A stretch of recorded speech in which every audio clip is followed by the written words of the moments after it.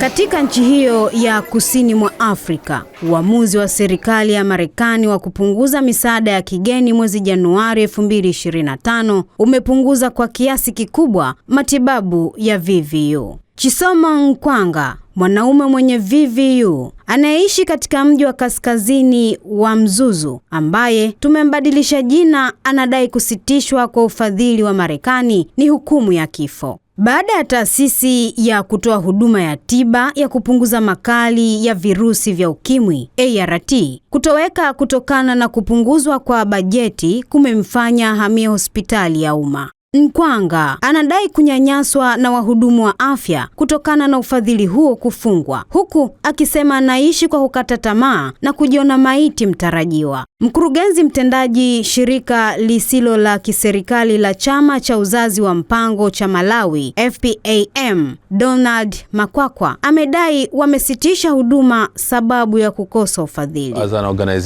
Kama shirika kwa miaka mingi tumekuwa tukifanya kazi katika wilaya zaidi ya 20, lakini hivi karibuni mapema 2025 wakati serikali ya Marekani ilipotangaza kusitisha kazi, tuliathirika kama shirika kwa sababu tulikuwa na ruzuku mbili kubwa ambazo zilikuwa zikisaidia kazi yetu, hasa katika maeneo ambayo hayakuwa na watoa huduma wengine. Katika hatua nyingine, Makwakwa amesema wameamua kusitisha huduma zao, jambo ambalo limeathiri kwa kiasi kikubwa sekta ya afya nchini Malawi.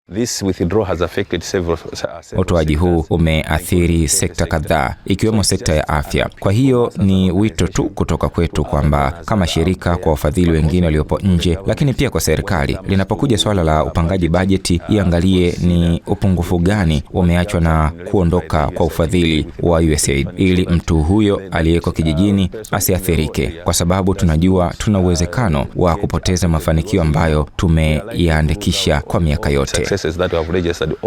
Mkazi wa kijiji kilichowahi kuhudumiwa na FPAM, Maureen Maseko, ameliambia shirika la habari la AFP kumekuwa na mimba nyingi baada ya huduma za uzazi wa mpango kusitishwa.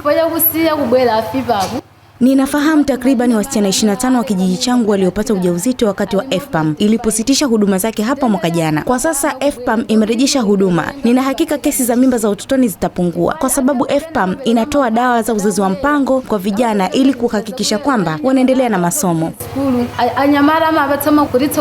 Watu zaidi ya milioni 1 nchini Malawi wanaotegemea misaada wanaoishi na VVU, na Marekani hapo awali imetoa 60% ya bajeti yake ya matibabu ya VVU. Kimataifa, watafiti wanakadiria kuna maelfu ya vifo vinavyoweza kuzuilika ambavyo vimesababishwa na utawala wa Trump kusitisha misaada ya kigeni ya Marekani. Uamuzi huo umezuia juhudi za kibinadamu za kupambana na VVU, malaria na kifua kikuu katika baadhi ya mataifa maskini zaidi duniani. Mkurugenzi mtendaji wa kituo cha maendeleo ya watu SEDEP nchini Malawi, Gifty Trapens, amedai kusitishwa kwa msaada wa USAID kumezusha hofu katika mfumo. Kwa mujibu wa ripoti ya SEDEP, wakuwa ufadhili wa huduma hizi haupo, kiwango cha kutotumia dawa za kuzuia VVU kimefikia 80% katika maeneo kama Blantyre. Asha Kazambo, FM.